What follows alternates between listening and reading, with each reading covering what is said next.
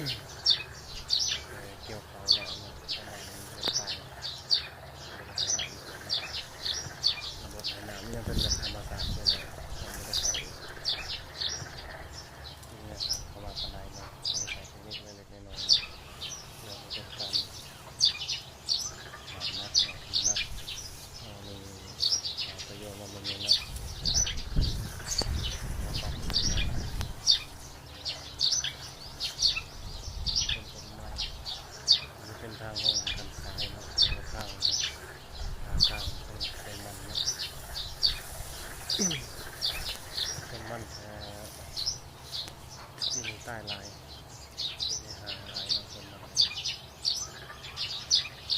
ลายเนาะที่ลายก็เยอะอย่างต้นมะม่วงแอปเปิ้ล